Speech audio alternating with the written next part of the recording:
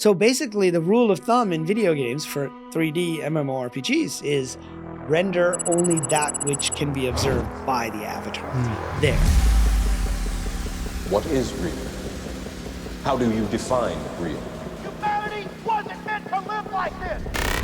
It is now passé and conventional to say that we live in a simulation. Elon Musk says that we're most likely in a simulation. We live in a computer simulation. It's like the Truman Show. Nothing matters. Go crazy. It's all just a video game. Man, I played video games before, so, I know what I'm doing a little bit. These sentiments are mostly just a product of postmodern nihilism, the absurdity of modern life. Yes, you gotta feel like a cowgirl. Let me run it.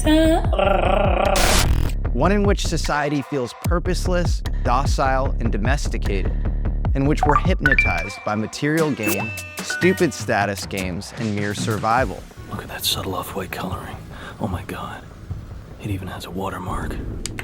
We know it's all kind of fake and ephemeral, but we continue playing the game for some reason, frozen by our desires and paralyzed by faithlessness in higher worlds that have been relegated to mythology that few people actually believe are real. Post-pandemic, we are forking from this zombie path. Everything is speeding up and the future is fracturing at an accelerated pace. Artificial intelligence, war in Gaza, Ukraine war. The post-pandemic timeline is a forcing function for us to reconcile with the ugliest parts of ourselves, our Jungian shadows. Every one of you are terrorists, I don't care what you say. Perhaps our player is saying, okay, now I need to make some changes, or now I need to take control and make sure it doesn't go do this thing. The simulation is breaking. We're glimpsing the light beyond Plato's cave, and that light can either eviscerate us or save us. But where did we get this idea of the simulation in the first place? We are living in a computer-programmed reality, and the only clue we have to it is when some variable is changed. Well, there were some early and very important proponents like sci-fi authors Philip K. Dick and William Gibson. But the theory wasn't given its coveted academic stamp of approval until Oxford philosopher Nick Bostrom wrote his 2012 book, Superintelligence. The hypothesis that we are literally living in a computer simulation. We used to say in artificial intelligence that the Turing test was the holy grail, that developing an AI indistinguishable from another human being would be near impossible to achieve. And then, at least in the realm of text, we've done just that with OpenAI's ChatGPT. I think this is the arc of human technological history as we build bigger and more complex systems. So why shouldn't we expect the same thing to occur with virtual reality? The creation of a virtual world as high fidelity as ours, one that's even totally indistinguishable from it. This was Bostrom's essential thesis. I know this state doesn't exist. After 9 years, you know what I realize? Ignorance is bliss. So in a future war-torn, resource-constrained world, why wouldn't everyone begin opting into these brain-machine virtual simulations? Wouldn't infinite resources at your fingertips be more pleasurable than walking around microchipped in a shantytown without access to clean water? But maybe that future isn't inevitable. What about a resource-abundant world? That's always possible too. Well, that resource abundance would be achieved through technology that is probably dual use. In other words, tech that can either save humanity or destroy it. This technology has the chance to either bring us together or completely rip us apart once and for all. Take nuclear fusion. It can destroy humanity with a hydrogen bomb, or theoretically save it with controlled free energy. And the costs, barriers to entry, and civil engineering required to build all of these technologies are exponentially dropping. We're not at the point where a kid in his bedroom can blow up the world just yet, but we might be uncomfortably close soon. Who should we nuke first? How about Las Vegas? Las Vegas, great.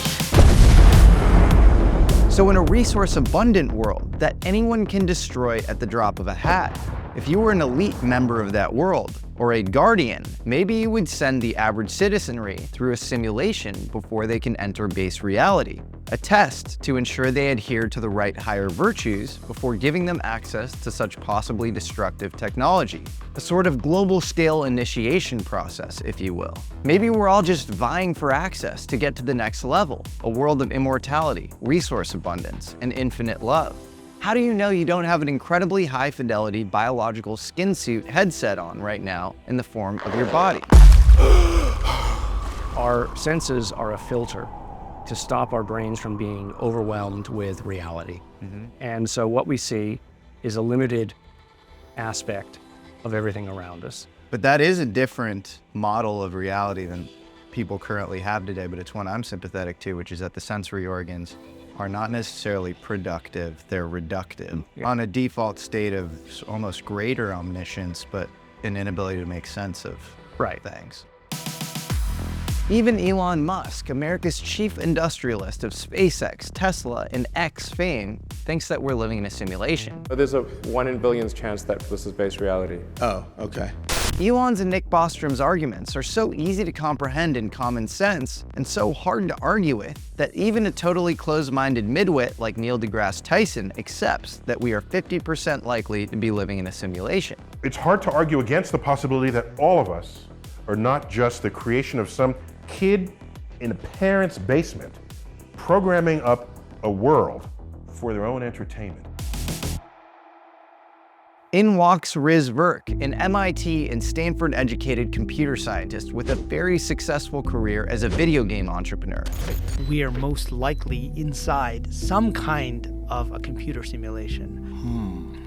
Virk takes Bostrom's work on the simulation theory to the next level. He points to all sorts of phenomenon in physics, from the finely tuned physical constants to quantum indeterminacy, to show that reality is likely based on information theory, or quantum code, that humans are rendering in real time. The more I looked into the idea of the physical universe, the more I realized that many physicists are telling us that the physical world doesn't really exist. Right? And start with John Wheeler. He said that physics went through 3 phases in his life. In the first phase, they thought everything was a particle, meaning they thought it was like a solid thing. And then, when quantum mechanics came along, they thought everything was a field.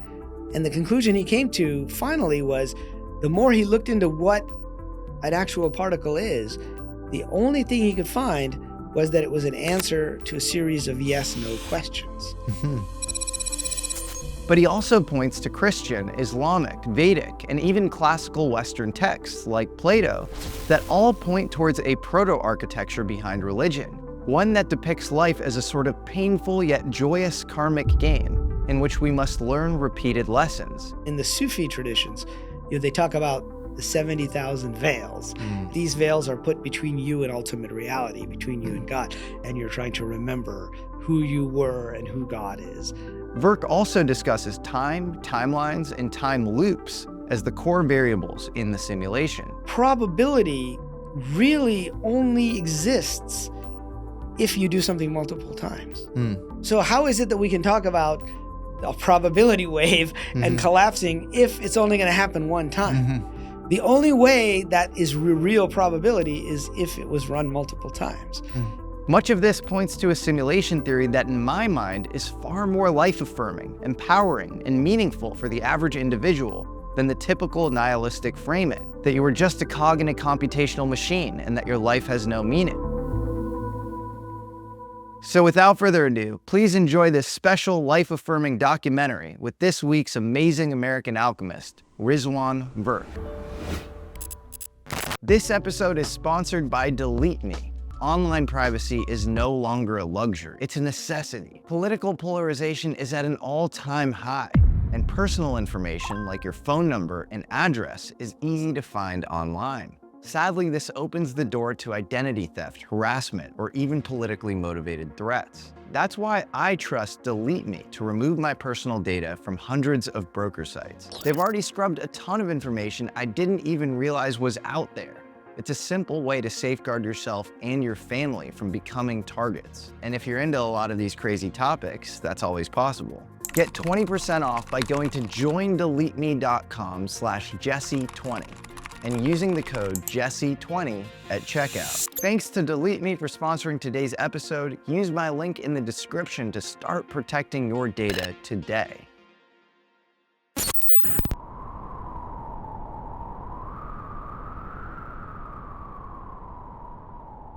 So you can think of simulation theory as having many different flavors or axes. And one of the axes is whether it's we're all NPCs, non-player characters, or we're all avatars of players, which I call the RPG version or the role-playing game version.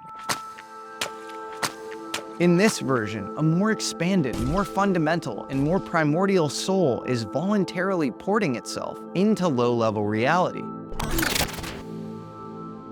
It goes back to Plato, maybe the myth of air or something. He's sort of zapped into a body, you experience anamnesis where you forget your sort of former primordial self. But there is that self, and that self has real agency in this world. So I think that's more life-affirming. I do too, and that's why I tend to lean more towards the RPG version. But it also, one of the reasons why we can't remember is perhaps that's the way the game was set up. Why? Because you have been down there, Neo. You know that road. You know exactly where it ends. Physics itself, which involves very finely tuned physical constants, feels like it was perfectly constructed to create the conditions of our solar system and the Earth. As the great Stephen Hawking even admitted, the laws of science as we know them at present contain many fundamental numbers, like the size of the electric charge of the electron and the ratio of the masses of the proton and the electron. The remarkable fact is that the values of these numbers seem to have been very finely adjusted to make possible the development of life. Take water, one of the most basic resources for intelligent life on Earth. It's comprised of hydrogen and oxygen. Hydrogen and oxygen happen to bond in a way that forms a perfect crystal lattice structure when frozen. Normally, solids are more dense than liquids, and so they sink below them. But in the case of water, these perfect hexagonal crystal structures space H2O molecules out more in ice than in water, making it less dense. That's why you see water floating above the surface. If that weren't the case, and the Earth would flood many times over. But that's just the tip of the iceberg, no pun intended. If Planck's constant or the strong nuclear force were slightly different, it would drastically change the formation and stability of basic elements like hydrogen, carbon, and oxygen in the first place. Elements that, as we just discussed in the case of water, are essential for organic life. If the gravitational constant were different, the Earth might not be able to retain its own atmosphere, and the lifespan of the Sun could be drastically shorter than it is now. This wouldn't even allow for enough time for life to form in the first place. And what about the Earth's Van Allen belt? It protects us from cosmic radiation that would wipe life off the planet. The Van Allen belt is created by Earth's magnetic field. And if you think the Earth's magnetic field isn't finely tuned to support life, try growing organic life in a Faraday chamber, removing the Earth's natural electromagnetic frequencies. Grow a frog embryo in a Faraday chamber, and it comes out pretty messed up. This is why astronauts need to bring Schumann resonance machines up with them to space to mimic the Earth's magnetic field. Otherwise, their bodies will stop functioning properly. And the magnetic field of the Earth blocks just enough solar radiation to ensure humans don't get eviscerated by over-radiation, but lets in just enough to create some of the genetic mutations necessary for natural selection and evolution to occur.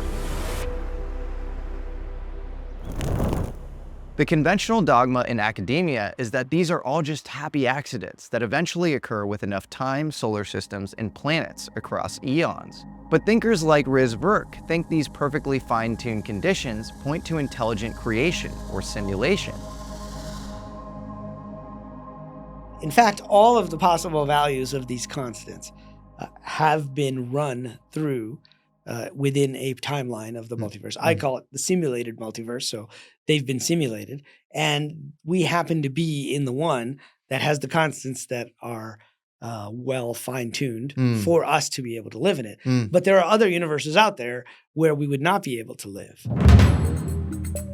We have more evidence for the simulation in information theory, which is the basis for the simulation in computers and video games that we code up every day. You would use repeating consistent structures to build programs. Think about it. If there are a few lines of code that help the people at Activision build Tony Hawk's Pro Skater that they can just reuse for Call of Duty, they'll just copy and paste that code. Well, in nature, we see all sorts of repeating patterns that seem to represent the building blocks of organic plant and animal life. The Fibonacci sequence is a sequence of numbers in which each new term is the sum of the previous two terms, 1, 2, 3, 5, 8, etc. As the sequence progresses, the ratio between consecutive numbers in a Fibonacci sequence approaches the golden ratio, or roughly 1.618. The dimensions of DNA follow Fibonacci numbers. The arrangement of leaves on plant stems often follow Fibonacci numbers to maximize sunlight exposure. The even trippier thing is that these biological patterns often look like fractals of larger cosmological patterns in our solar system. The arms of spiral galaxies often form logarithmic spirals displaying the golden ratio. This includes, by the way, our Milky Way galaxy. It's sort of like an infinite Russian nesting doll system. But how exactly does computer science and information theory work? Well, the basis of information theory involves bits, or ones and zeros, or on and off switches, or yeses and nos, which become abstracted into higher-level symbolic language and eventually into icons and images that we see on the graphical interfaces we call computers. So where might we find ones and zeros in nature? Plenty of particles have matter-antimatter pairs. Take an electron. Electrons themselves are perfectly interoperable. They all have the exact same atomic mass and properties, and they all have an antimatter inverse called the positron. The antimatter, or the zeros, are not really detectable. Maybe these binary switches are being actively rendered by an observer. And what about human beings themselves? Well, we all have 4 nucleotides that make up DNA: adenine, guanine, thymine, and cytosine, or A, G, T, C for short.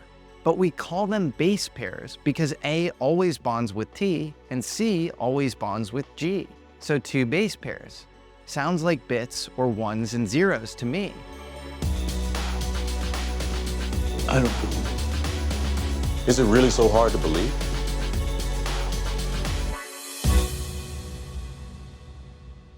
But there is also this issue of the fact that we all think we're in the same reality, right? And are we in the same reality or not? Is an interesting question. And it's like a consensus collapsing function. Yeah, it's like a consensus collapsing function. You know, we could get into a whole discussion if we had time about the Mandela Effect. A phenomenon in which a large number of people remember events that don't seem to match reality. It's called this because a big group of people remember Nelson Mandela dying in prison in the 80s, even going into detail about his wife walking in a funeral procession beside his casket for 2 hours that day, an event that never happened. Mandela went on to be released from prison, he united South Africa, and he died in 2013. Other people swear that in Star Wars' Empire Strikes Back, Darth Vader says, "Luke, I am your father." What he actually says is, "No, I am your father." A little less iconic. Sex in the City is actually Sex and the City. The Flintstones is actually spelled Flint Stones. There are countless examples. One of the interesting aspects of the Mandela Effect that I found was when scripture changes, because people take their scripture pretty seriously, right? I mean, it's one thing to have one letter change somewhere, which is a big deal, like in the case of the Bernstein Bears versus the Bernstein Bears, or one word in the case of The Empire Strikes Back, Luke, I am your father. But people remember their scripture almost word for word, and so there are all these Bible changes, like Isaiah and the lion and the lamb, and that line is not there anymore. And in Islam, they memorize the Quran word for word. I mean, that before you become a priest, there's a designation called Hafiz, which is somebody who literally can go through the entire Quran word for word. And I always thought that was kind of stupid. Like, why do we need to memorize word for word. We have the books, now we have computers, we can do a search. It doesn't seem to make sense. And I looked around to see if anybody had claimed any of the words had changed. And there was this one Sufi imam who claimed that the reason why, even after the introduction of writing and writing down the Quran, that it's still memorized word for word is that there are these entities out there who don't live in normal space and time the way we do. They can go back and change physical objects, but they're not allowed to change our memory. And those beings are called jinn, the jinn. 10,000 years will give you such a crick in the neck. Now would probably be a good time to pay homage to the great Claude Shannon, the architect of information theory, which led to modern computation principles, and the great physicist John Archibald Wheeler, one of the first proponents of information as the basis of physics. It was Wheeler who coined the phrase "it from bit," and the more recent and probably more accurate version, "it from qubit," to suggest that physical reality arises from a base substrate of information. I know he's a proponent of kind of it from bit, but I'm more familiar with, the Schrodinger, it's just a probability function. So how do you get from probability function to like a binary yes-no question sort of thing? Right. Well, okay, so you might have to do a little bit of bridging there, because if you think of the probability wave, what it's actually saying is that particles are in superposition. It's like a wave or an interference pattern. Now that's just weird, right? So why would the universe be in states of superposition until there's a measurement or an observation? There's no good reason for that as far as we can tell. It's just one of these mysteries of nature. And so for me, it very much reminded me, quantum physics very much reminded me of how we build video games today and virtual worlds. And so if it becomes what we sometimes call a lazy evaluation in computer science, which is you don't evaluate anything until you need to, and don't render it unless you need to. You render only those pieces you need to. That could very much provide an interesting explanation for the why of this quantum indeterminacy. That kind of reminds me of like if you have Heisenberg's uncertainty principle, the measure the position, momentum gets fuzzier and sort of vice versa. It's almost like a computational caching function or something, like only so much can be stored in local memory. And what about how light travels?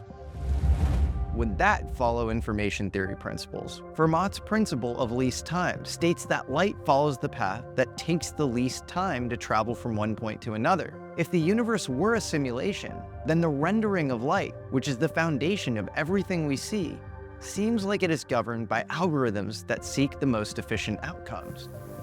In computers, you have a client side and a server side, a front-end interface and a back-end database. Well, that actually might be how consciousness works. We may be nodes in a larger network. When one person learns a new concept or achieves a breakthrough, they might make it incrementally easier for others to reach these new heights. It's like Rupert Sheldrake's morphic resonance, where if 100 people do a crossword puzzle and you do a crossword puzzle tomorrow, you're a little more likely to do it accurately, where you're pushing information to the server as well. It's almost as if all scientific and material world accomplishments get uploaded to a central repository. Once that upload occurs, a new node downloading that information becomes that much easier. Also, if you make a new chemical compound for the first time and you crystallize it, that crystal form won't have existed before because it's a new compound. And the more often you crystallize it, the easier it should get for crystals of that kind to form. That's amazing. This might also explain the Bannister effect, the idea that when a significant barrier is broken in athletics, it can lead to a mental shift that opens the floodgates for others to achieve the same new heights. The Bannister effect is named after British athlete Roger Bannister, who broke the 4-minute mile record in 1954 at Oxford. Within just 2.5 years, 10 other runners had all broken the 4-minute mile. I was barely aware of the fact that Chris Chataway was now going into the lead. If humans are the client side, and there is a server side storing information for us, how would that client-server communication take place?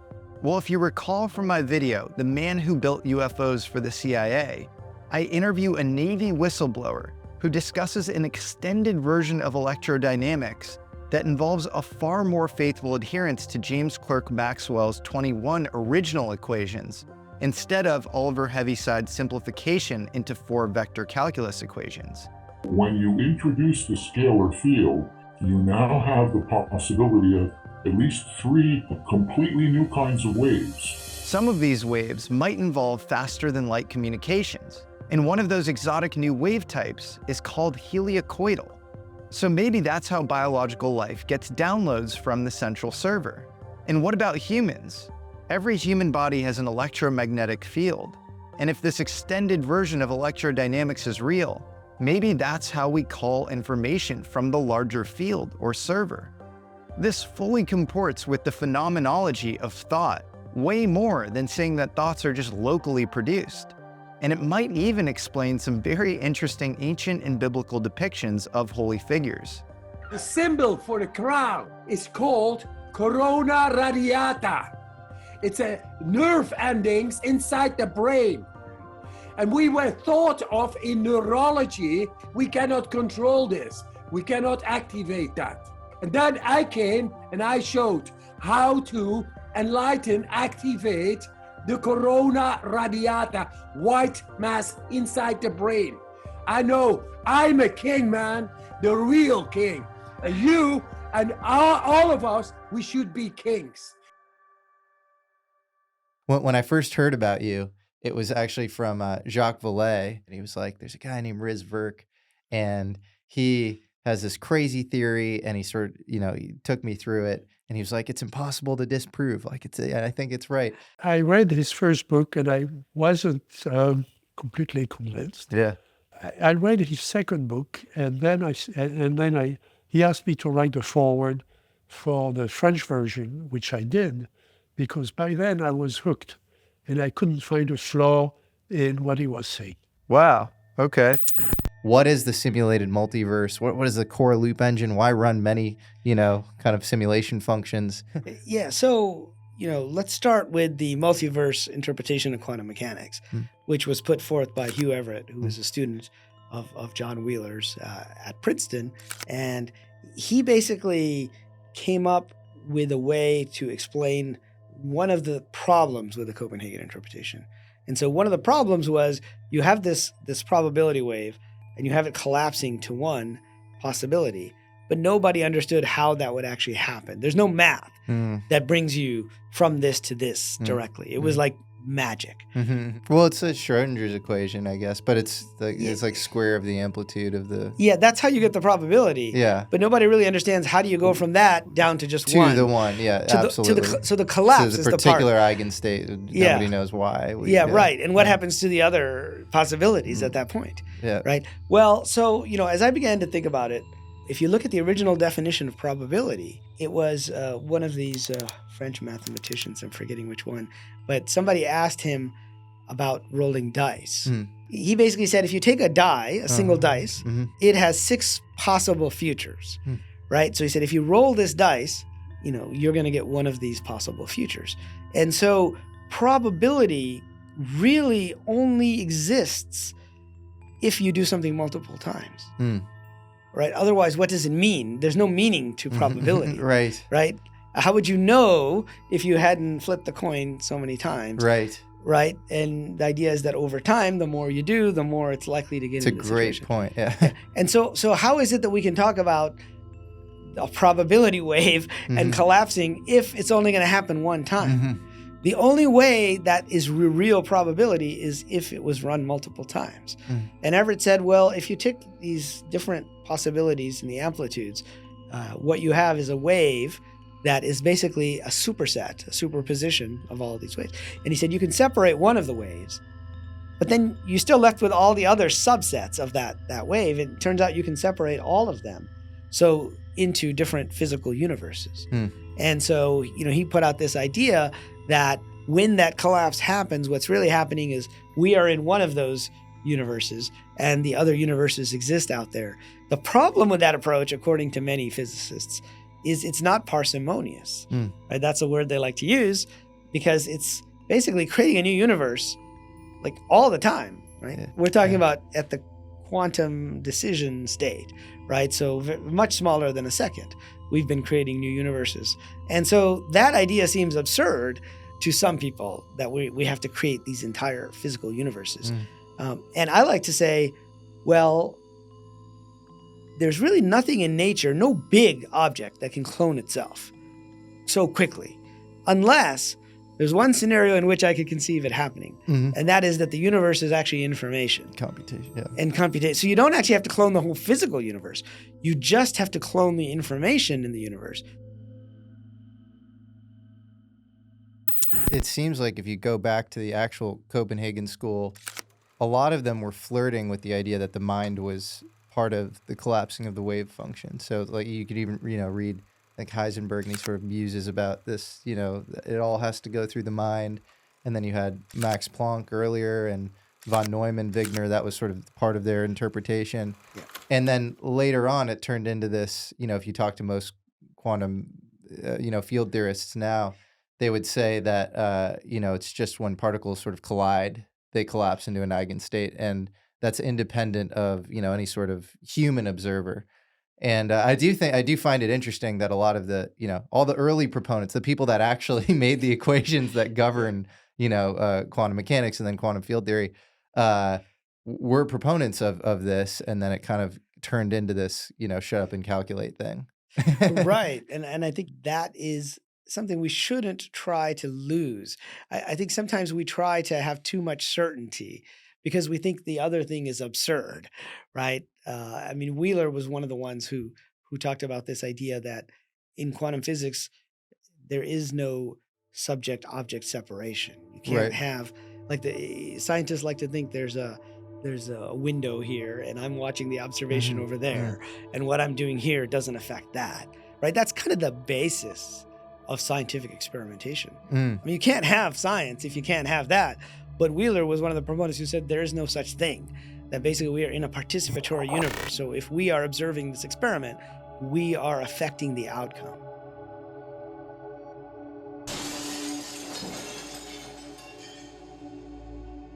Even Erwin Schrödinger, the creator of that wave equation that basically governs all subatomic behavior, said consciousness cannot be accounted for in physical terms, for consciousness is absolutely fundamental. It cannot be accounted for in terms of anything else. Schrödinger had a lecture series called What is Life, in which he expounds upon his view of consciousness as being fundamental to physics, biology, and even life itself. He also had a dog named Atman, which is the primordial soul or eternal self in Hinduism, but I digress. So that is the big debate in physics, and it's one that still hasn't been solved, in my opinion, yet we like to think it's been solved. And so we come up with ways in which we say, oh yeah, it's only when the particles intersect with each other and measurement, not observation, because observation is what requires an actual conscious entity to observe it. Measurement, you might say, doesn't, but turns out that's not quite true either, because the measurement could be in a state of superposition. Until when? Until somebody actually looks at that measurement. Exactly. Which could happen in the future. Yeah, there's no epistemological way around it having to port itself through a human mind, ultimately. Yeah. And so, like, you can say it's the quantum detector, but that is as much speculation as somebody saying it's the mind. It's sort of the speculation versus speculation, and I think this sort of smug, dismissal of the mind being the collapser of the wave function never sort of made sense to me. It feels ideological in, part of our sort of, age of disenchantment or materialist reductionist sort of age. But what about respected mainstream physicists? Do any of them have good theories about the mind and how it relates to wave function collapse? Renowned Nobel Prize winner and mathematician Roger Penrose constructed such a theory of mind called orchestrated objective reduction, or ORC-OR for short. It argues that within the brain's microtubules, space-time itself exists in superposition, and that there is a gravitational component of that space-time superposition that builds up until it reaches a threshold. Once it hits this threshold, the microtubules lose their quantum coherence and the wave function collapses. But before the collapse and during the gravity buildup, there is a fleeting window of time, a space where nothing is set in stone, where all outcomes exist in a quantum haze. Could this be where free will comes into play? So consciousness, it's the other way around. It depends on that choice which nature makes all the time when the state becomes one or the other rather than the superposition of one and the other. And when that happens, there is what we're saying now, an element of proto-consciousness takes place. Proto-consciousness is, roughly speaking, the building block out of which actual consciousness is constructed. Penrose believes his theory of orchestrated objective reduction preserves free will. So consciousness is not a pure computation. Or to put it differently, mashing up Penrose and Wheeler, reality is a computation, but free will and intention is driving that computation. It's in the command center. Free will itself is computationally irreducible. Also, if we have free will, that seems computationally irreducible.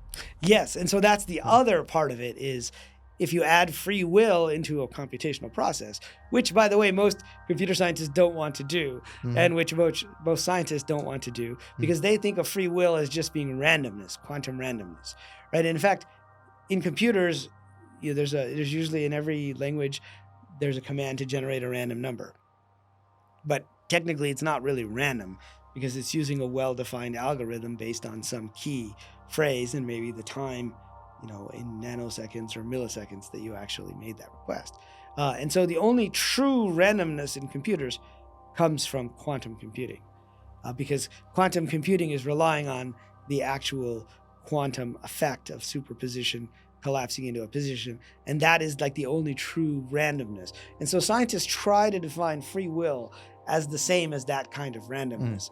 But if you take a different approach, which is this is a computer program that's running, but there's a player and an avatar, the player can actually make the choice. Yeah. So you have now introduced free will, but you need to step out of the system to introduce free will. And that is the same problem why scientists didn't want to deal with consciousness. A priori assertion. Now let's get back to quantum mechanics. In general relativity, time and gravity are coupled. In quantum mechanics, gravity becomes so weak that it basically becomes a negligible force. So again, if time and gravity are coupled, why wouldn't time also become negligible or superpositional at subatomic quantum scales? In Schrödinger's equation, you have position and momentum superpositionality. The idea that before their observation, subatomic particles don't exist in discrete locations. Their locations are probabilistic. Excuse my French, but that never made any fucking sense to me. Now I'm going to propose something very speculative and probably a bit heretical. That at subatomic levels, just as gravity breaks down, time breaks down. Okay, maybe gravity is a force and time is not, but the two are still coupled, and it begs the important question.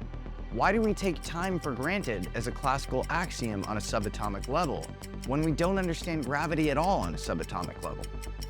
So maybe time superpositionality is what causes position and momentum superpositionality. In other words, there's probably some time-based wave function that is upstream of our position and momentum wave function. Well, that would change the Penrose theory a bit. Maybe the brain actually decoheres time into a singular linear timeline. The brain might be the reason we experience linear time. And when the brain is in a particularly coherent state, it might be able to do some interesting things related to time.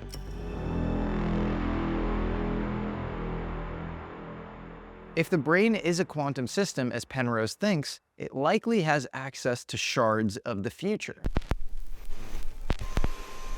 It's almost like your mind is like a stylus, and there's like an LP player or something, like a record, and it's choosing the particular timelines or something, and those sort of already pre-exist. Maybe it's just up to the mind to move the stylus or something. Yeah. Well, I think that's an interesting way to look at it. I look at it more like it's runs of the simulation, and the universe is in fact a quantum computer, right? And you can run the game state forward, but then you can come back and change the game state as well. Like you can save the game state and say, okay, I ran that. Now I'm going to run this other one. Let's see which one is optimal for me.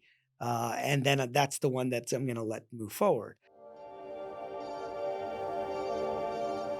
But there was an even more heretical branch of physics that began to grow in momentum mid-century. One that went a bit farther than Wheeler, although he did actively entertain it at times. This is the notoriously murky field of parapsychology, or the study of mind-matter interactions. The mind is no longer limited by the parameters of the body. The person's consciousness and awareness is able to transcend space and time and describe what is going on hundreds or thousands of miles away, or hours or days in the future. If you believe the findings of parapsychology, maybe the mind is collapsing Schrödinger's wave equation. Despite the modern stigma around studying this stuff now, it was popping up at many elite universities across the United States. Duke, Stanford, Washington University at St. Louis, even Princeton, all had vital parapsychology departments. A friend of mine who will remain anonymous, but now runs a multi-billion-dollar hedge fund, happened to help run that lab at Princeton. It was called the Princeton Engineering Anomalous Research Lab, and he was an expert in one of its staple experiments, the random event generator.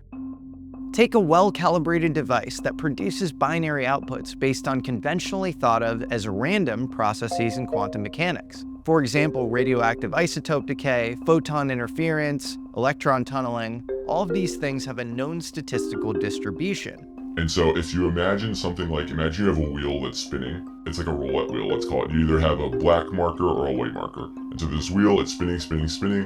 When the radioactive particle decays, it stops the wheel. So basically, you've created this perfect digital coin flip. By tying a digital coin flip to a random quantum mechanical process, we are guaranteeing even distribution between ones and zeros over a long enough timescale. Finally, you bring an observer present to see the ones and zeros output on the screen. Hey, Jesse, how you doing? Good, how are you doing? Thanks Excellent. for having me. Come on in. All right, let's do it. The observer comes in with an intention. They're trying to skew the output on the screen towards either ones or zeros. I can see you're already trying to influence, aren't you? Yeah, should we all try? Ready? You'd expect the observer not to matter at all, for the output to be evenly distributed between ones and zeros with an expected standard deviation, no matter who is present, when or where the experiment is done. But my friend, who helped run this Princeton lab, has a ton of corroborated evidence showing that there is a skewing effect, and that an observer who comes in with the intention of ones, or another observer with the intention of zeros, can often achieve a skewing towards those outputs in a statistically significant way. To the extent that one can summarize, what we find is that the human mind and the information processing machines seem to be entering into some sort of a dialogue which influences both the machine and the human mind that is interacting with it. These experimental trials are very well run, and they adhere to strict scientific protocols. And trust me, I've thrown the kitchen sink of skepticism at it with him. Survivorship bias, p-hacking, file drawer issues, all your typical issues with experimental protocols and data. He has pretty solid responses to all of these. If you look at it as a sort of a social process in science, like if you look at it as a social political process where establishment means that a large cohort of people agree with you, I would say it was never established. It was always very rejected. If you say established means, did you run a well-controlled experiment that got a result at the level, or multiple well-controlled experiments that got a result at the level that, for example, would allow them to say that a new particle exists in physics or something like that, then absolutely. I did do an episode with him, and maybe when the world is ready, I'll drop it. But for now, I should just say that this is a bridge too far for a lot of people in science. It's an epistemological paradigm shift, not a scientific paradigm shift. It says that the intention and internal state of the observer matters for what's observed. The implications of this are literally impossible to list, but they include and are not limited to an allowance for all sorts of air pockets of different consensus realities. This might explain UFOs, the Mandela Effect, and a whole host of other anomalies we experience in our everyday lives that we explain away because we're told that those experiences are fake or can't happen. The crazy thing I've found about random event generators is that there are very few people who've studied them who don't come out believing that there is some sort of mind-matter effect. Even Erwin Schrödinger himself, who again developed the famous wave equation, said that measuring a particle in its present state could affect its past, clearly entertaining parapsychological or parapsychological adjacent ideas. Perhaps one of the better compendiums of parapsychological data is Courtney M. Bloch's Encyclopedia of Parapsychology. But the Rhine Institute from Duke, the PEAR Lab at Princeton, and Dean Radin's IONS also have good data on random event generators. The reason random event generators aren't taken seriously, even if they show paradigm-shifting, mind-blowing effects with their results alone, is that we can't figure out some clear causal mechanism, or turn the mind-matter interaction into math, or instrumentalize it into any sort of useful technology. I think the existing paradigm it serves some purpose, but I think we are in the Stone Age. I think the philosophical toolbox that we're using to enact our existing scientific method is way behind where it would have to be to ever account for this stuff. But that doesn't mean the effect doesn't exist. It just means we're in the Stone Age on it, and it's likely pointing to a new paradigm.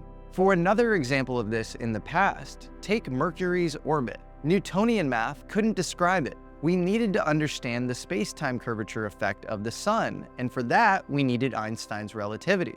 Or take blackbody radiation, an object that absorbs all electromagnetic radiation and reflects none of it. This was discovered in the 1860s by Gustav Kirchhoff, but back then it was an anomaly. Theoretically, an object that only absorbed light would exponentially heat up and create an ultraviolet catastrophe, a cataclysmic explosion. We needed Max Planck's work in 1900 around quanta to understand why this doesn't happen mathematically. Random event generators in parapsychology are like this. The effects are real, we just can't turn them into math.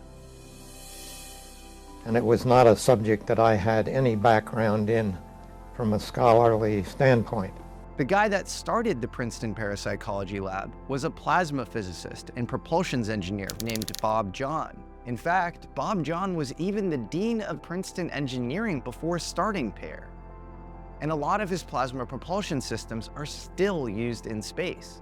This guy basically threw away his career in order to pursue this. I'll also say that naively he didn't expect that it was going to be received as sort of atrociously as it was. I think he thought, well, as long as I do good experiments that are well controlled, it'll be treated like everything else in science. So he was sort of, with his age and everything else, kind of coming from a time period where a lot of the early quantum experimental people were just before him. He's kind of coming out of this mindset of reality is this wide open thing, there's a lot to explore and find, and he thought that he was just kind of finding and exploring a new topic like that is going to be received that way. Bob was ahead of his time, and in his book, Margins of Reality, he discusses a model of consciousness in which waves coming from the mind help collapse the wave function. Modern scientist Rupert Sheldrake fully agrees. In fact, that's how he thinks vision works in general. When light comes in, changes happen in the mind, in the brain, and then the images are projected out. So my image of you is exactly where it seems to be. It's in 3D in full color, but it's located right where you're sitting. And it overlaps with you, as it were. And so everything I see is projected out of my mind, so my mind is extended beyond my brain, filling the whole world around me. Well, if you think about Penrose's model, he discusses the space-time superposition buildup as occurring within the human brain. If there's anything to this, and the idea that our minds are just graphical interfaces, then of course you'd be able to affect random quantum mechanical processes. You aren't literally affecting the material world with your mind. You're just affecting your unique computational rendering of that material world. Your mind is just an interface. But we keep bringing up this idea that the mind is an interface. Do we have any proof of that? Surely for survival, it would make sense that humans would need to be seeing an objective version of reality. Well, that's actually not true at all. Seeing the true nature of reality is not always adaptive for survival. Cognitive psychologist Donald Hoffman shows all of the ways in which perceiving reality actually can hurt chances of survival. Take color. All color is just differentiated by where it sits on the electromagnetic wave spectrum. So why don't we see the wavelengths of light directly? Because it's in a human's advantage to quickly categorize things. It's way more efficient for me to see the color red than a 650 nanometer wavelength, to hear a ringing noise instead of 2000 hertz frequency waves. If you see blood, you react immediately. If you see a bunch of light waves, it might take you a little longer to jump into action. So humans have evolved to see colors and sounds. They aren't intrinsic parts of nature. They are high-level abstractions. They're like application icons on a computer screen. They're simple categorizations that allow us to navigate reality, not the source code underlying it. We don't even know the underlying substrate of what we're seeing, and my reality might be very different from your reality.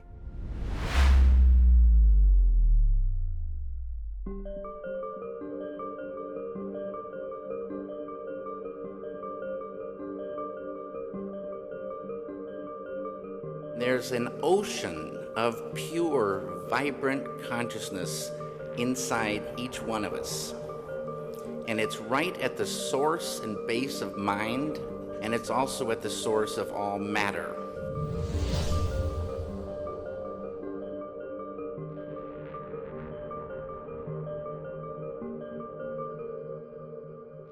Nobel Prize-winning physicist Ken Wilson, who worked at CERN in its early years, developed the concept of renormalization, which essentially looks at how the behavior of a physical system changes when viewed at different energy scales. At higher energy levels, new and deeper structures of physical laws emerge, revealing previously hidden phenomena. This process involves progressively zooming in on a system by increasing the energy, and in so doing, stripping away the superficial details of lower energy physics to reveal the underlying, more fundamental interactions.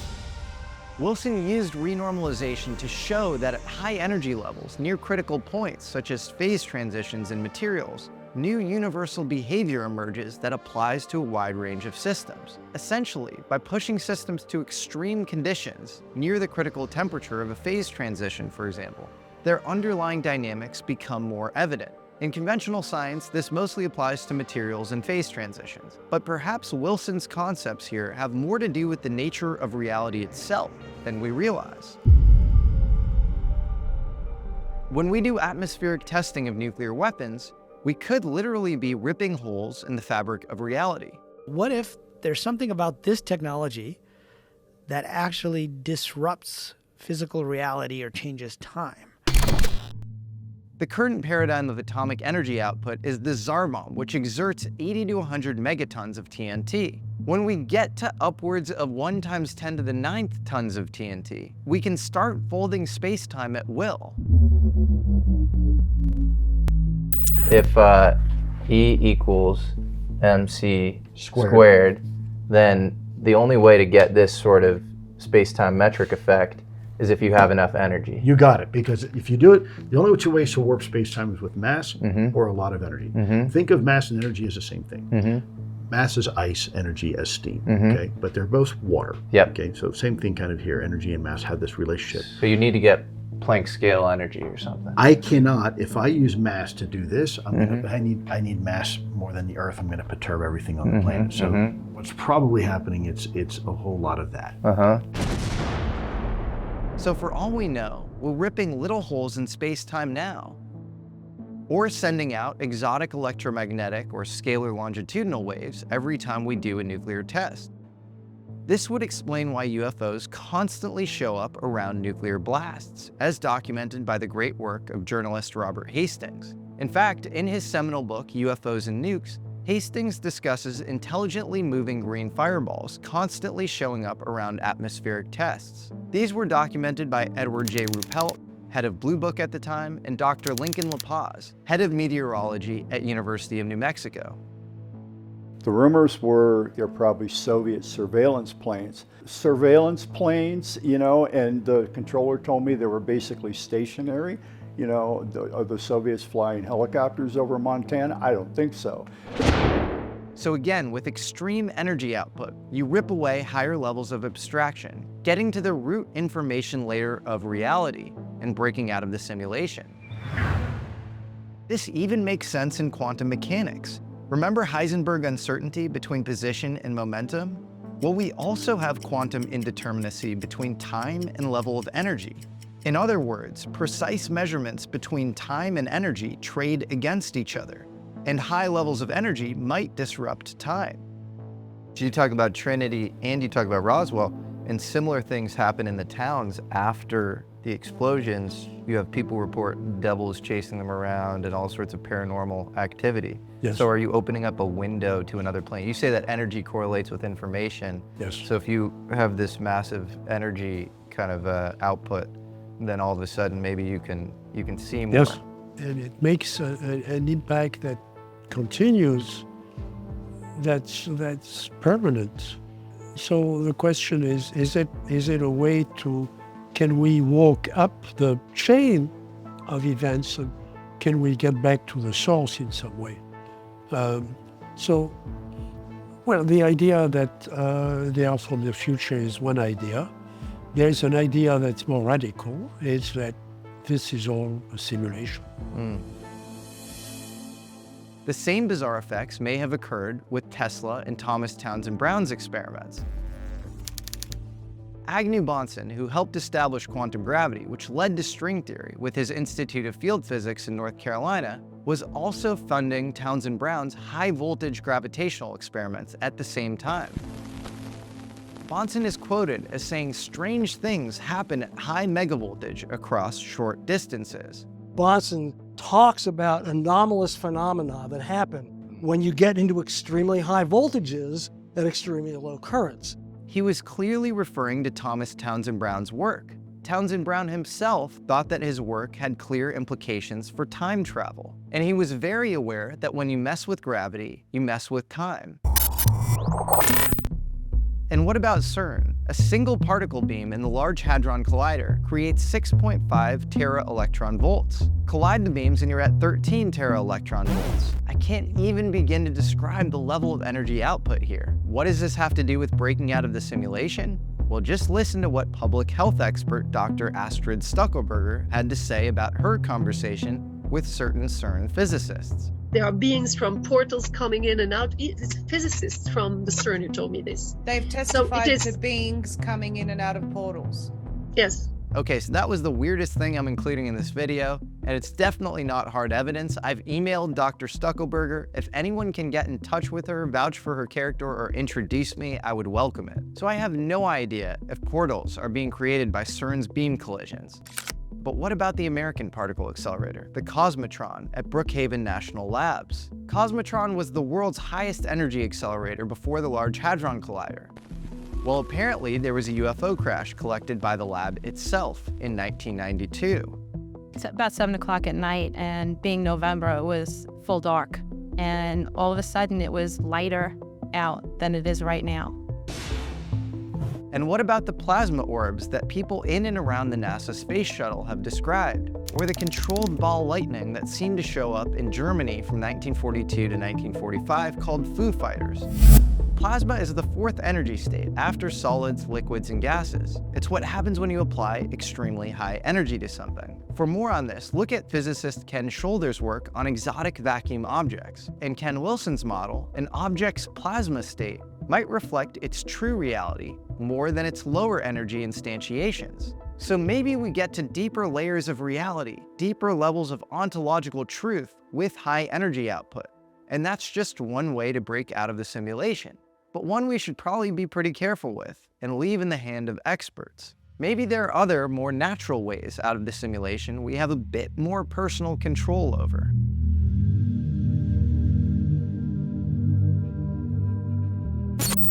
People went to Eleusis as human beings. They walked away thinking they were immortal. This is the Fight Club of the ancient world. Whatever happened there, no one talked about it under penalty of death.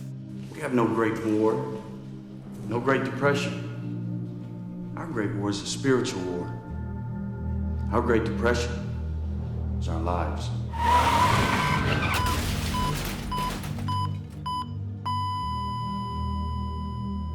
A certain percentage of near-death experiencers experience what's called a life review. And you're basically replaying every single event from your life, but you're doing it not just on a two-dimensional screen. It's as if you're in a virtual reality or a holograph. So Daniel Brinkley called it a holographic panoramic, three-dimensional review of your life. And so you have to replay every moment. But what happens is you have to replay it not from your own perspective, but from the perspective of other people in your life. So he was in the military and actually, killed people during the Vietnam War. He had to experience what it was like to take a bullet from himself. And then he had to see the ripple effects of that guy who died, of his wife and kids. How did this play out? What are the effects of your actions? And as a computer scientist, as an engineer, the question that I ask first is, if it can be replayed like that, it has to be recorded like that. Because every single employee understands that they are part of a whole. The first thing most people think of when they hear the word simulation theory is the movie The Matrix, partially inspired by Jean Baudrillard. But the idea that the physical world is an illusion, shielding us from a more primordial, unseen realm, dates back to antiquity. A lot of ancient traditions have this concept of an illusion, a great illusion, like Maya, that would be the Hindu version.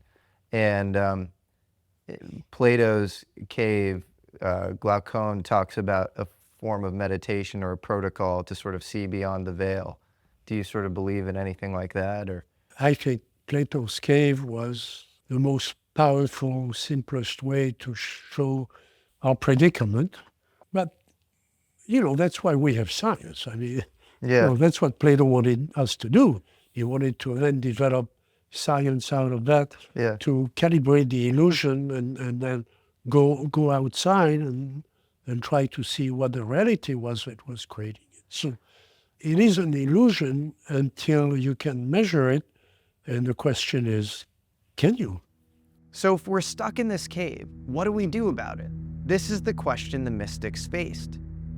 In response, they devised various spiritual technologies to enable them to make this celestial ascent to the heavens, typically by inducing altered states of consciousness via sensory deprivation, fasting, isolation, abstinence, meditation, ceremonial ritual, breathing techniques, intense visualization, and sometimes drugs. I think any tradition that makes use of psychedelics, whether they want to or not, are going to make deliberate contact. This is why you can find Buddhist monks in the Himalayas and Jewish rabbis in 13th century Spain both going into isolation at temples and following the same ascetic protocols, as well as reporting very similar mystical experiences. The breathing and visualization protocols of the Jewish Merkava mystics mirror those found in yoga and pranayama in India so closely that modern-day scholars of Jewish Kabbalah are using Indian tantric texts to better understand their own texts, including the corresponding esoteric symbolic systems. And when the Dalai Lama himself met with a group of Jewish Kabbalists, he was very surprised to find that the Kabbalistic meditations and prayer techniques were strikingly similar to Buddhist meditation techniques. At one point in their conversation, His Holiness interjected to ask the Kabbalists if Jewish angels had colors associated with them. The Kabbalists replied, "Oh yes, some are blue and some are orange." The Dalai Lama became fascinated and urged them to continue, saying he found much sophistication in their thinking. The Dalai Lama also met with Harvard psychiatrist John Mack about aliens and expressed a similar companionship of worldviews. The goal of these esoteric practices, other than instilling discipline, is to induce stress on the psyche and body, to derange the senses, and lead to altered states of consciousness. The common thread between nearly all mystical practices, regardless of religion or culture, is the idea that one had to break the servitude of soul to the body in order to liberate the spirit. And so if our consciousness, our soul, is kind of contained or filtered by our body, by our brain, that would be consistent with a lot of these mythological stories, that the body is kind of like a container, almost like a prison. Like our soul has like fallen from this very rich, dynamic, extra multidimensional world, and we're kind of like stuck here in this like limited, fallen world of death. But the similarities don't end there. All across the world, you can find an emphasis on the soul ascending through various levels of heaven. The Book of Enoch and the Merkava texts of ancient Jewish mystics describe an ascent through 7 hecalot, also called palaces, via the use of breathing techniques, visualization, and mantra-like prayers. Quick side note, just keep the term palaces in mind. They also describe encountering celestial gatekeepers at each level, to whom you had to give the proper password or sign to pass. Some of these angelic gatekeepers were dangerous if passed improperly. This is reflected in the Jewish parable of the Pardes, where 4 rabbis attempted celestial ascent and only one came back alive with his sanity intact. The others either died or went insane. Some scholars even believe that the Apostle Paul may have been familiar with these practices, and he described his own celestial ascent to the 3rd heaven in the 2nd Corinthians, one in which these angelic gatekeepers gave him a thorn in the flesh. Wasn't Paul supposedly, according to some scholars, kind of a Kabbalist too? Like he was in the Merkabah kind of, Ezekiel tradition? It looks like it. I mean, I'm not a New Testament scholar, so I don't want to go out on a limb and say for sure, that he was. But yeah, if you look at his, his conversion, it looks similar to Merkabah. And I do have friends who are New Testament scholars, and they don't feel comfortable coming out and saying these things, but they'll tell me in secret. They'll say, yeah, Jesus too, by the way. Yeah. And I'm like, really? Why don't you write a book about that? In the book of Acts, he goes up on a cloud. That's right. If we go back even further to the oldest religious text we have, the ancient Egyptian pyramid texts from 2400 BC, we see the pharaoh's soul is guided by the priests through the 7 Arit, also called, you guessed it, palaces. Again, with the priests chanting mantra-like prayers and the deceased pharaoh being given the required passwords and amulets to pass safely through the gates of these 7 palaces. In the Mithras liturgy found in Greek magical papyri, an initiate employs breathing techniques, visualizations, chants, and ceremonial rituals to ascend through the 7 heavens, again being confronted at each by a gatekeeper who had to be supplicated with the proper passwords and signs. And in Islam, there are 7 earths and 7 heavens. And in Chinese Shanking Taoism, one again uses breathing techniques, visualizations, mantras, and ceremonial rituals to send one's soul out of the body and through the heavens. And there are specific incantations and talismans for each level. Compare all of these to near-death experiences and psychedelic experiences like DMT, where people come back from the experience saying that the place they went was more real than real. The pervasiveness of this idea, even amongst drastically different cultures and people with no background in mysticism, strongly indicates that the concepts are downstream of some sort of objective reality. So we see this metaphor of forgetfulness and of veiling across different religions. And then you can even see other interesting metaphors, like in the Bhagavad Gita, there's a metaphor that the soul puts on the body or an identity like a series of clothes, garments, and then it takes them off, just like you would take off certain clothes that you're wearing. And it turns out in the Sufi traditions, Rumi is using almost the exact same metaphor, right? He's saying the soul takes on the body, is clothed by the body. It's like he's putting on clothes. And you start to look at all these different metaphors, and then you ask yourself, I mean, too often I think scientists will just dismiss these. Not just scientists, even social scientists and religious scholars within academia are trained to just dismiss these as stories. But what if they were telling us something that is actually happening, but they didn't have the language necessarily to describe it in a more technical way? Yeah. So what would they do? They would use metaphors, right? And so they had to use a metaphor that would make sense to people at that point in history. So 2,000 years ago, you could easily understand the metaphor of putting on a set of clothes, right? Or this idea that the world is an illusion. Yeah. Maya is a term that's used in the Sanskrit and Buddhism and Hinduism as a key part of their cosmology, that the physical world isn't real. And so if you look at the term Maya, it actually means something a little more subtle than just illusion. And so one of the things I think we're dealing with is that we're talking in English and we're translating all these terms, but we don't always capture some of the more subtle meanings that were attached to it. So Maya is not just illusion, it also means the power of illusion. So it's the power by which the gods, let's say, can make you think this world is real. But it turns out it's even more subtle than that.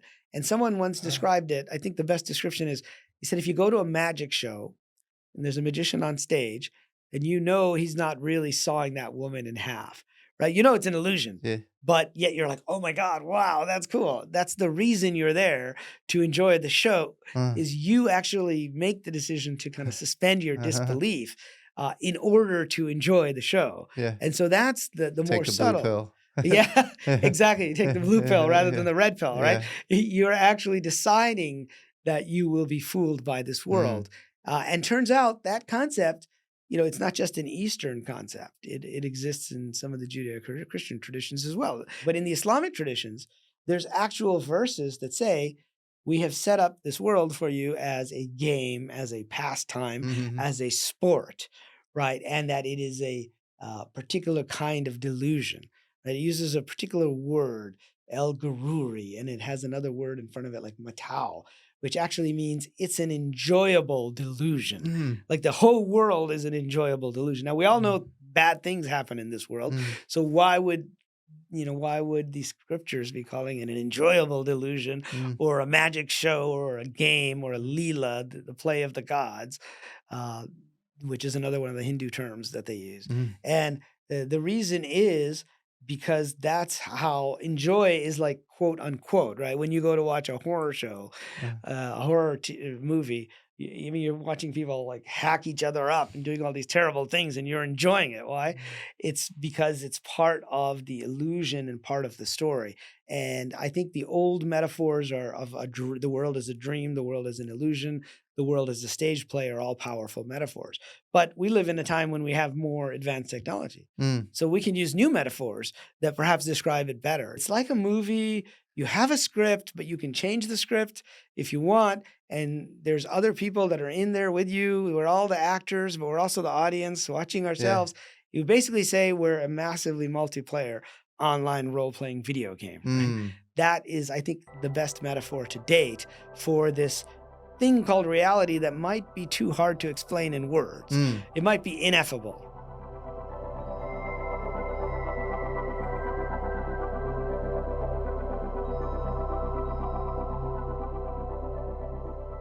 What do UFOs possibly have to do with the simulation hypothesis? Because I know you're obviously, one of the main progenitors of the simulation hypothesis, but you're also very interested in UFOs, and you know a lot of the sort of top thinkers on that subject as well. Yeah, I've spent a lot of time with different folks in the UFO community, and I'm an advisor to the Galileo Project and peripherally involved with the Soul Project as well at Stanford.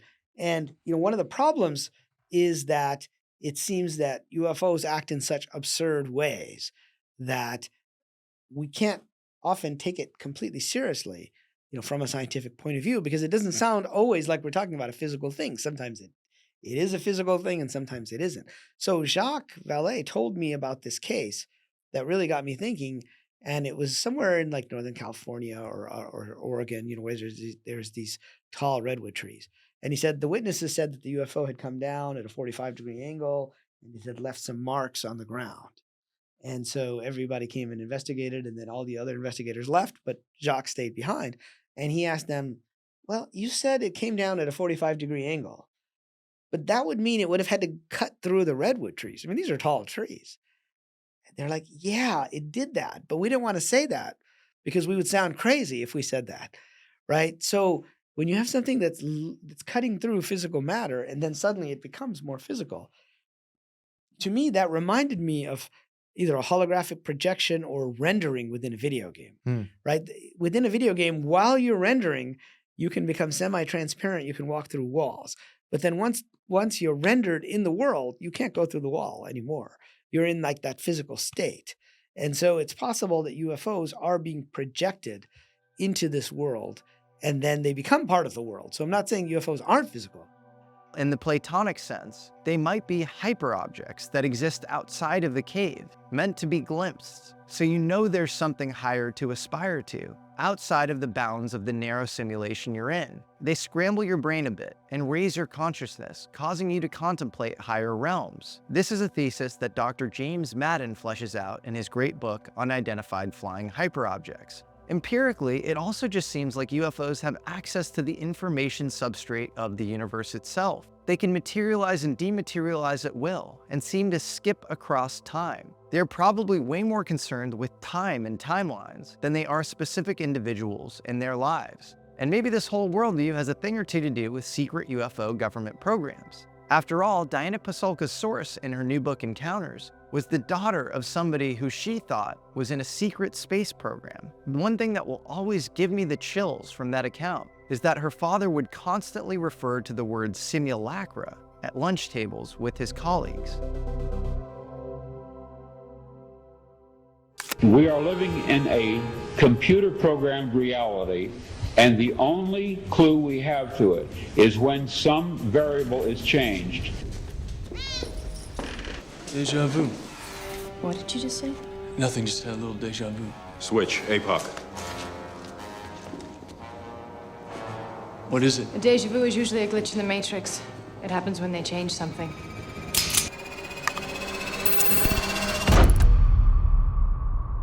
It was actually a speech by Philip K. Dick that got me thinking along these lines, because he had a famous speech in Metz, France, where he said, "We are living in a computer-programmed reality," and that's the famous line. But then he said, "And the only clue we have to it is when some variable is changed, some alteration occurs in our reality." And so basically, what he was saying is, you can go back and change the timeline, change the variable, and rerun the timeline. And he came to believe that his novel turned into a very well-known series called The Man in the High Castle, which was about Germany and Japan winning World War II. He came to believe that was a real timeline, not just something he imagined, right? And he came to believe that the simulators actually decided to rerun another timeline, and they liked this timeline better, that this timeline has gone on further. So it gets back to this idea that not only could there be multiple timelines, but they could be cut off at certain points. And that's what we do in computer science. That's what we do. Like if an AI is playing a video game against you, it might project forward to see what the best outcomes are. And then it will trim the tree, if you will, so that it will just go forward. Speaking of Philip K. Dick, I know you're friends with his wife. Yeah. He wrote another book called The Adjustment Team about a team that has more root access than we would, if you will, and they can sort of, mess with timelines. And, somebody gets to the office early and they're sort of, they're doing their thing and it's a freeze frame. And so, do you think that's possible? Do you think that there are sort of timeline manipulators out there? I think so.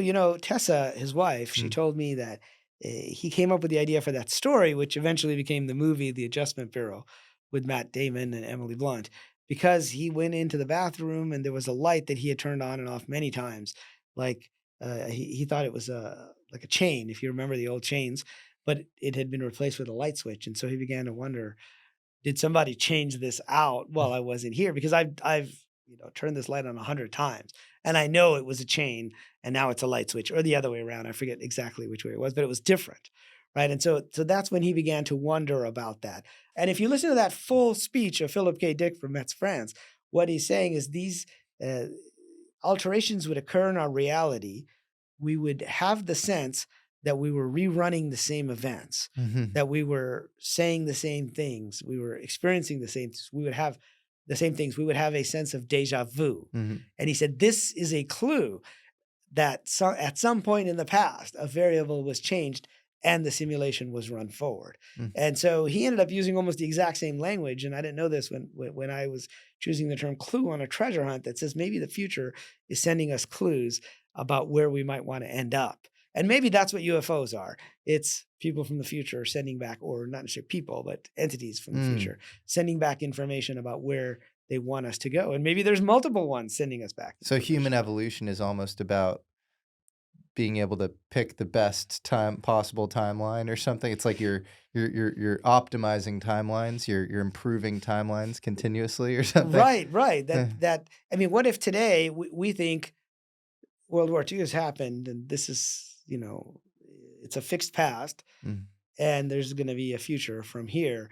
But what if this is just one run of the simulation and we're trying to optimize, something? So what is the optimization function that we're trying to optimize by running multiple timelines, that we, or the simulators in this case? And it could be that we are doing that all the time. We are basically sensing these multiple futures. And how could we sense these futures if they haven't happened yet? Right. I don't know. And Unless yeah. they actually have happened as little runs of a simulation. Exactly. Yeah. And that is the difference between a human brain and AI, is we sort of have these intuitions with low sample size data or no data, and sometimes it's a totally irrational decision, but it just sort of feels right and it ends up working out. And nobody, we don't have like a neuroscientific model as to how that works. And so this is a really interesting model. And so I guess if you are a human playing this sort of game, are you just trying to look out for what resonates with you and like be in touch with your instincts or something? Or like, because presumably, right, I'm not Laplace's demon, and I can't know, at least in my own little branch of the multiverse, or even, block universe, I can't know exactly what decision is going to end up optimally for me or for the world. And so do you just have to sort of go with what resonates with you? You have to almost develop that sense for, possibly what you've experienced in the future or something. Yeah, I think so. It's like a future memory in a sense. You're sensing what is the best outcome. Now, best is a relative term. Just like earlier I talked about an enjoyable illusion. The world is enjoyable, but enjoyable only in the sense that you're going to have to experience all this stuff. Similarly here, it's possible that as you're playing the game, the way we play video games is we have quests. And we choose quests, and certain quests are more difficult than others, right? And it's possible that we end up choosing a very difficult quest or a difficult storyline. It could be that we hamstring our character with a physical handicap right at the beginning, but maybe that's an indication of a much higher level player than those of us who don't have physical handicaps, because now they want to play it in hard mode, right, or difficult mode. So they've cranked up that difficulty level. So I think we are sensing these futures, and we have to be careful. This is why I think this idea of NPC mode comes into play, because sometimes we're just, we get so influenced from the people around us, right? I mean, you spent time in Silicon Valley. I've spent time in Silicon Valley, and you start to think differently. You start to think, oh, everyone wants to start the next unicorn, the next billion-dollar company, and that becomes the priority. Whereas if you spend time in New York or Hollywood, you're worried about the next film or whatever, but you get so influenced by the environment around you that you start to make decisions based on that, rather than an internal intuition. And Steven Spielberg, says he teaches his kids that the best intuitions are like whispers. But you in order to tune into the whisper, you have to tune out all the loud noise all around you. And so sometimes we're just making decisions based on this programming that we have. Oh, okay, this job will pay me more than that, therefore I'm just going to go with this job, right? But in fact, this other job will be in a place where you won't be stressed out, and maybe that's where you're meant to be. And so I think you have to separate out what I call genuine clues, which could be messages from the future, if you take sort of a quantum physics approach. If you're more spiritual or new age, you might say guardian angels are sending you these messages, or you might say it's the adjustment team that's working with you from a Philip K. Dick science fiction perspective. But one way or another, we get these intuitions, and I think they are about the experiences that we might have at some point in the future. In our materialist worldview, the world is undergoing a constant process of entropy, from order to chaos. This is the second law of thermodynamics, and it cannot be reversed. It is also the basis for chaos theory. Everything changes and everything decays. But if the parapsychology studies I mentioned are real, maybe consciousness is the only entropy reducer on Earth.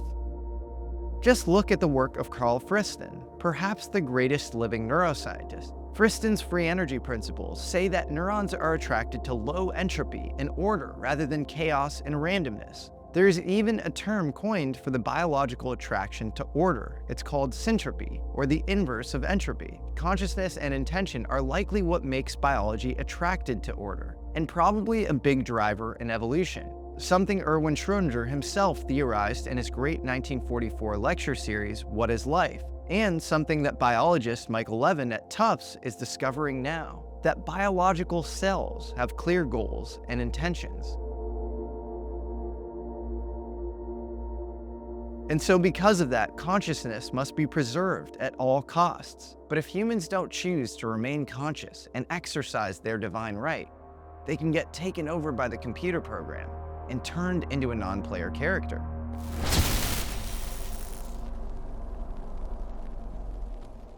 One of the great founders of AI, of course, is Dr. McCarthy at Stanford. Okay? He had the AI lab on the hill, and he told a story. Again, this was when AI was a very, there were only 2 or 3 labs that did AI in the world.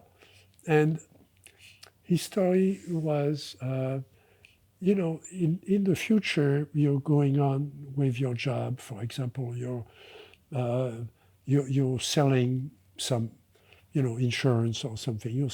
You're selling something. You fill out a form, and people pay you. And in the evening, you go home and you watch TV with your kids. Okay? And then the next morning, you get into your car. You go to the office and you fill out some forms, and people pay you, and you go home. Okay? And then one day, you're going to get a letter from the Bureau of Simulation.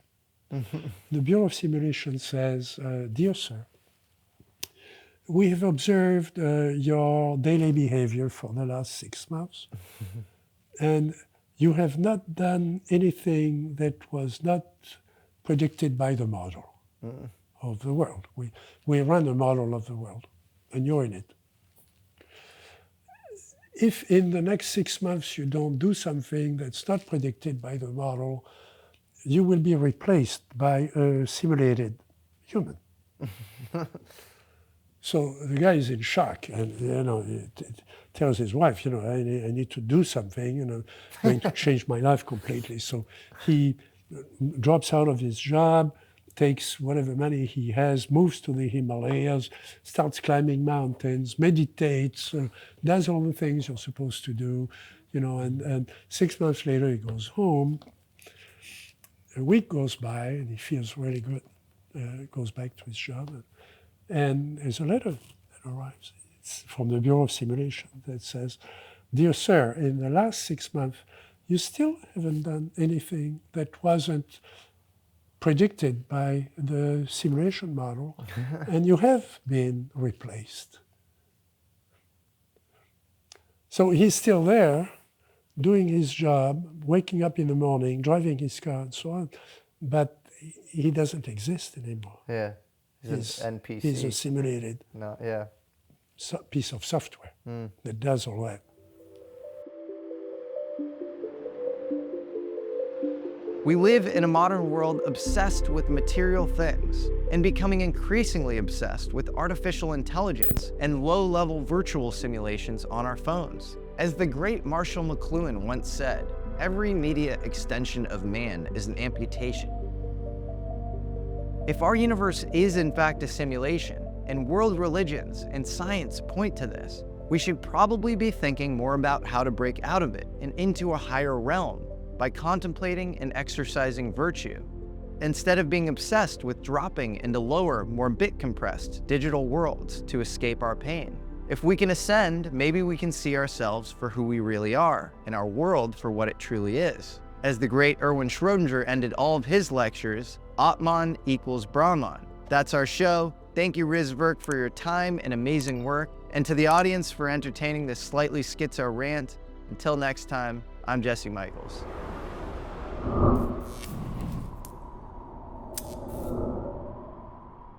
Oh, thank you, baby. This is so cute.